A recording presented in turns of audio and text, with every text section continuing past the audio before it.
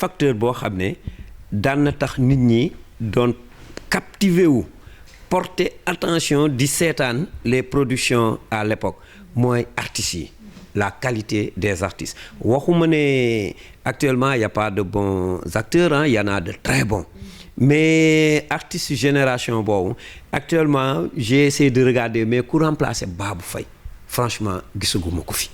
même Sanekh day wax ne moom si Babou Faye mooy référence am waaye àggagul fi Babou Faye àggoon et effectivement muy dëgg Ibulaay Mbaye vraiment avec sa facilité de s'adapter à n'importe quel rôle que ça soit un rôle dramatique ou bien un rôle comique il n'avait pas son pareil. Moustapha Diop un DG peut en cacher un autre il y a Dikone affaire de mais le jeu de Tafa mais si ban artiste nga koy retrouver dans cette nouvelle génération je dis qu'ils sont bien mais aussi c'était un plaisir de regarder ces artistes s'exprimer ba si jigéen ñi kenn bëggul mbay ñu bari xamuñu ko ak aussi ñoom Rama Thiam affaire de mais ñooñu aussi c'est que dañu commencé art bi jeu bi dañ ko commencé fi mu gën a metti ñi ma la wax ñëpp ils ont commencé le théâtre d'abord sur scène. C'est extrêmement important c'est difficile de jouer sur scène après def théâtre radiophonique avant ñuy def théâtre télévisuel mais léegi je le souligne en le déplorant parfois bu may xool surtout ci côté jigéen ñi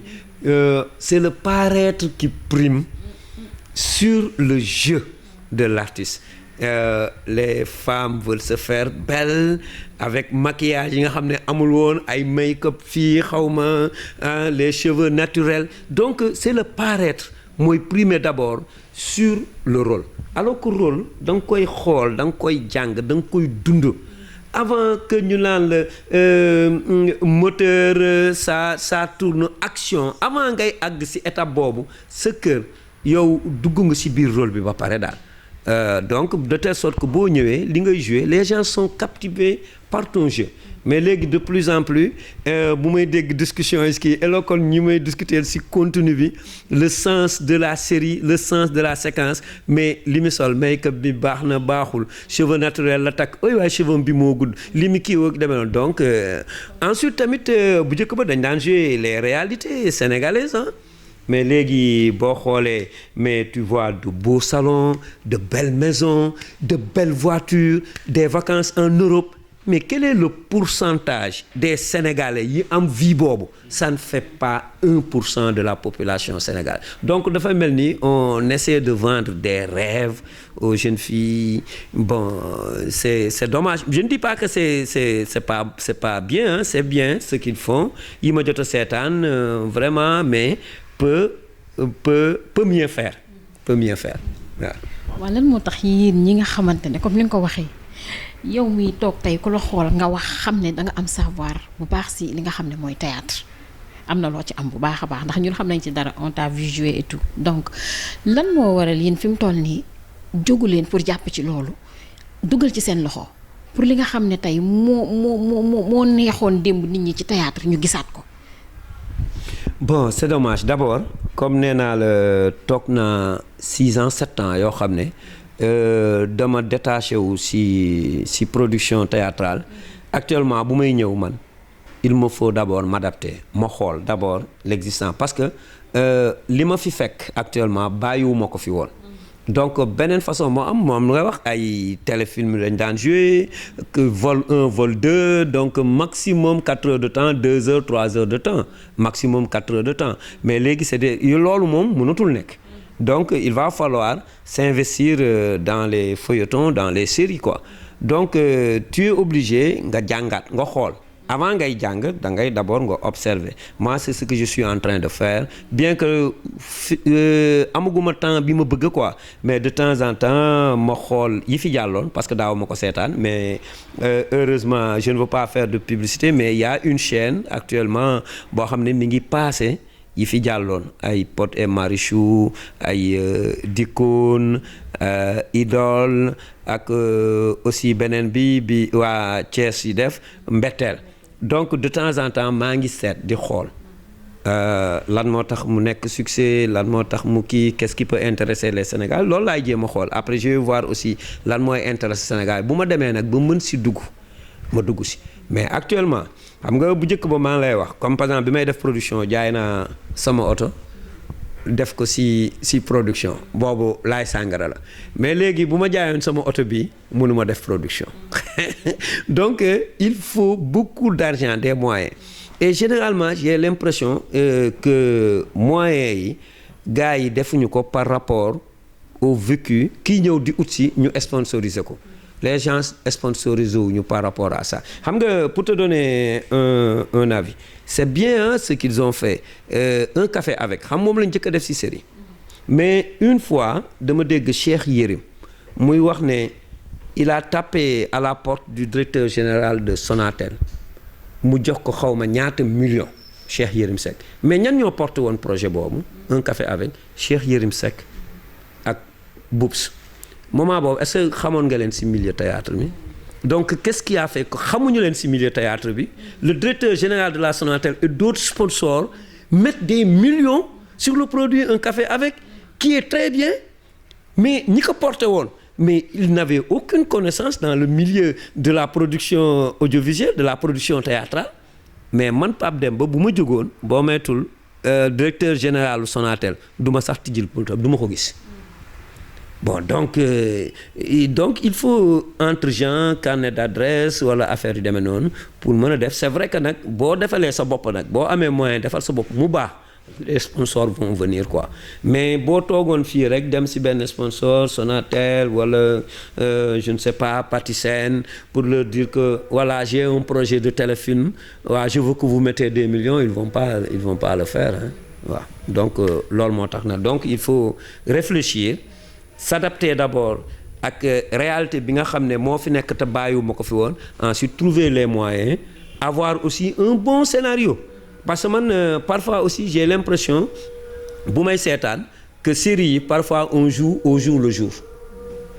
man dama doon wax bis bu may duggaat série bi je fais un scénario intégral moo xam 25 épisodes la moo xam 30 épisodes moo xam 50 épisodes mais day jeex ma tourné ko ba mu jeex ñu koy soog a commencer diffuser léegi nag s'il y a nécessité de faire une deuxième saison parce que booy seetaan benn affaire xëy na di nga amaat ay idées gi dama ñu def ko mais j'ai l'impression série yu bari on joue au jour le jour donc le scénario n'est pas écrit donc loolu tam day tax day fausser jeu artiste boo woo si guddi gi ne ko bon suba nga ñëw juin lii ngay wax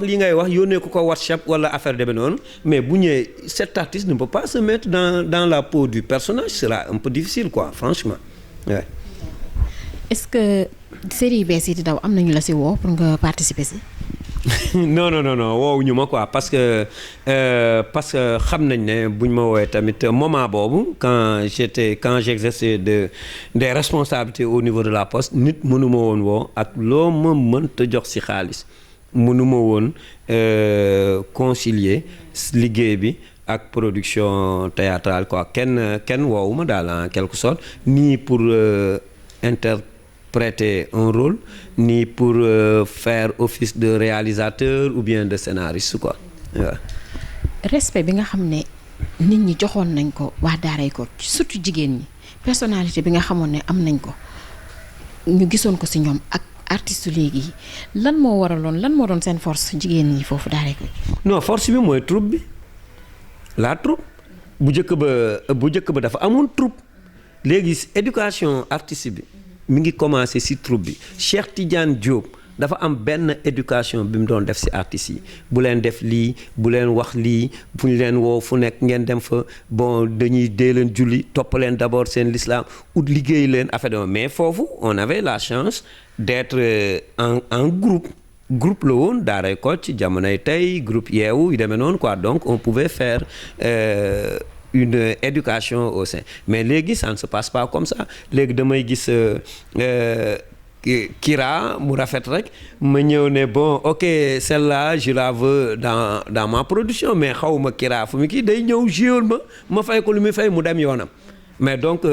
éducation mënu fa am daal bon quand on vient on n'a pas le temps tu viens on t'a programmé pour 10 séquences tu tournes tes 10 séquences dans la journée ñu fay la sa xaalis nga dem sa yoon ni vu ni connu mais alors que nag Daaray Kocc Jamonoy Tey, Soleil Levant, Jànqeen, mais c'est groupe la quoi, groupe la foo xam ne mën nañ fa inculquer aux membres certaines valeurs mais actuellement tel que ça se passe loolu moom c'est impossible waaw. ñu gis ne tamit troupe dafa xaw a dee troupe gisatuñu troupe yi kenn déggatul troupe tel. mais loolu laay wax même man ñu bari dañ may interpeller dans le Daaray Kocc fan ngeen nekk mais yéen Daaray Kocc dafa tas mais question bi ma lay poser mooy ban troupe moo existe. Je leur dis que nos troupes existaient tout pratiquement et à juste raison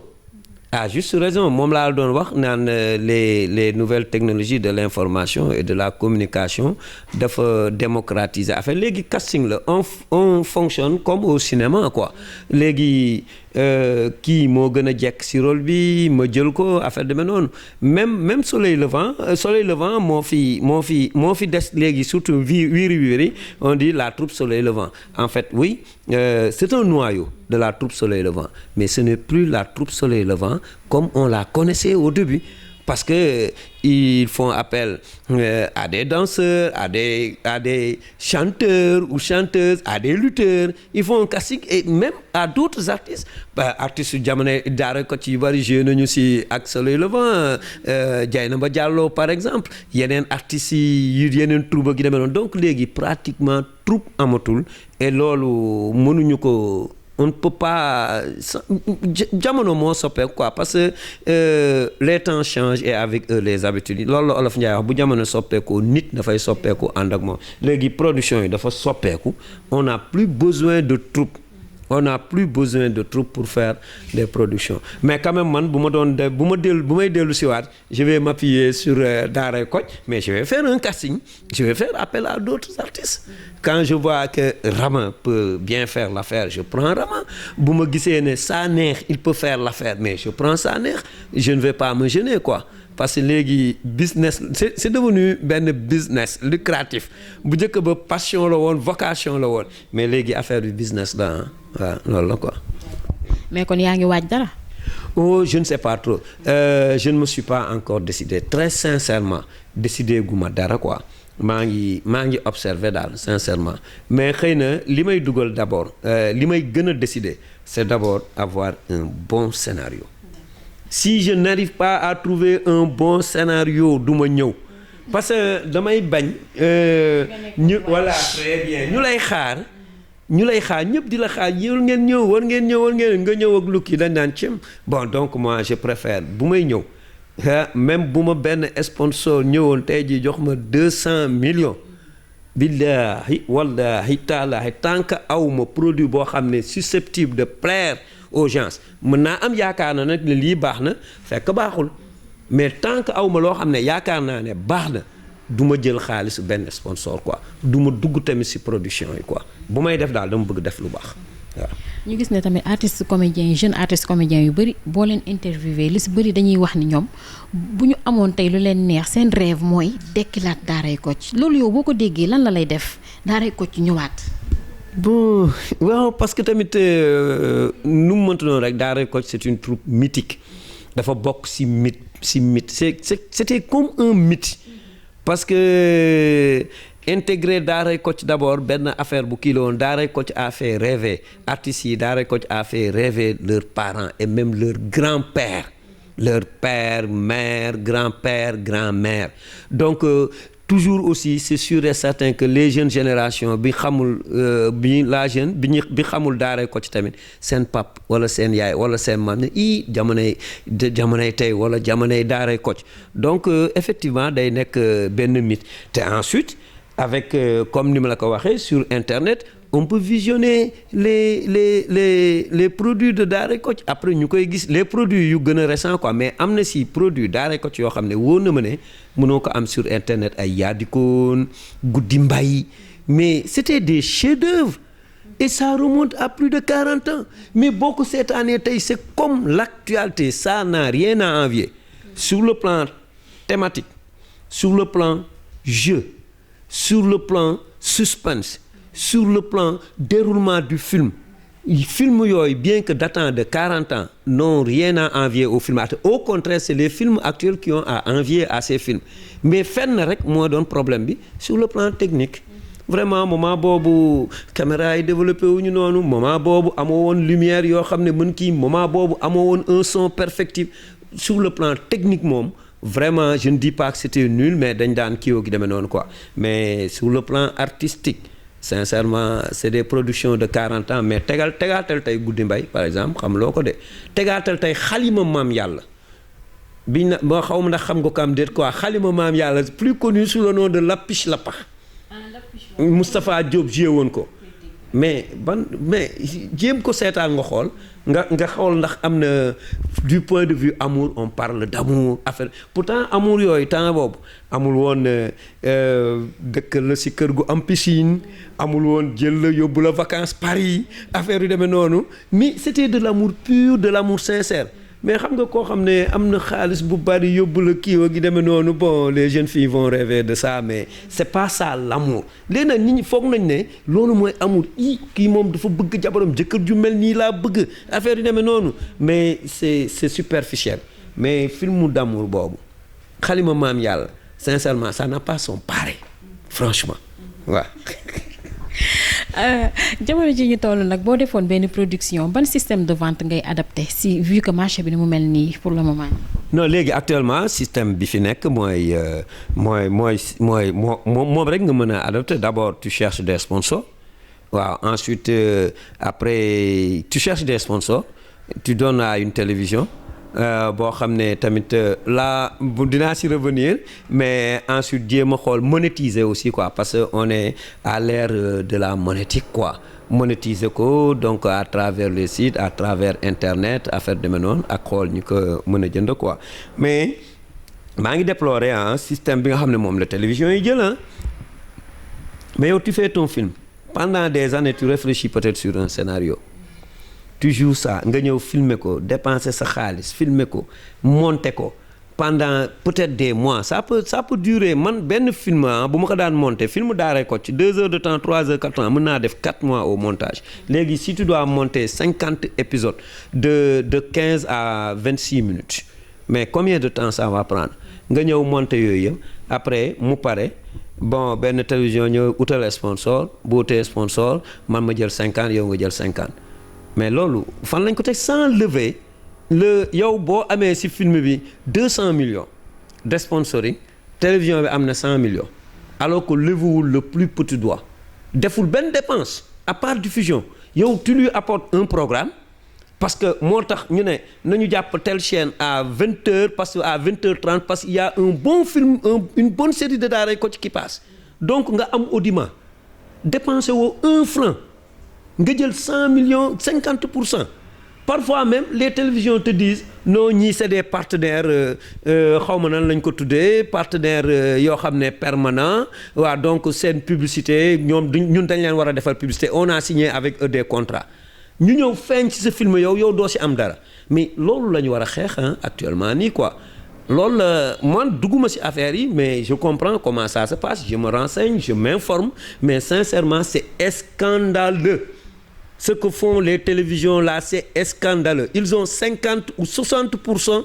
des recettes générées, des recettes de sponsoring générées par le téléfilm ou par la série. Hein? Et en plus parfois am na yoo xam ne sponsors yuy jàll di nga gis benn série mu am 20 sponsors 10 yi télévision bi nee na c'est des partenaires stratégiques, ñoo ko moom. ay seen partenaire la ñu dañu war a jàll seen publicité. Donc yow si 10 yi rek lañ lay rémunérer. Mais c'est scandaleux hein. Ça c'est pas normal, c'est abject ouais. D'accord donc nag damay ñëw nag ci benn question boo xam ne peut-être xëy na fa la ñuy jeexalee tey boo doon jox conseil ñi nga xam ne ñooy artistes comédiens actuels yi nga xam ne ñoom ngay gis acteurs yi ak ñëpp xale yi ngay gis actuellement boo leen doon jox conseil ban conseil nga leen di jox? Bon d'abord sur le plan artistique franchement ñuy intégrer rôle yi di travailler rôle yi. Bala ngay xool costume bii nga war a sol wala robe bii nga war a sol wala cheveux bii nga war a takk wala montre bii nga war a takk, bala nga koy xool d'abord xoolal rôle bi lan la laaj quoi.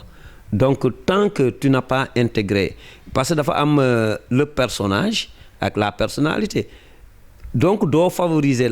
ta personnalité yow au dépend du personnage. C'est le personnage que tu intègres moom nga war a si biir personnage nga war a dugg. Donc il faut que bu fekkee les scénarios sont écrits laa wax de franchement war nañu jàng scénario yi xool ko quoi d'abord maintenant après léegi nag ça c'est avant. Maintenant après nga joué kii am si succès parce que am succès Sénégal moom dafa xaw na yomb nag quoi hein? Donc tout le monde peut se retrouver vedette du jour au lendemain ici au Sénégal quoi, mais statut la boo xam ne da nga koy gérer quoi. Sincèrement il faut gérer ça.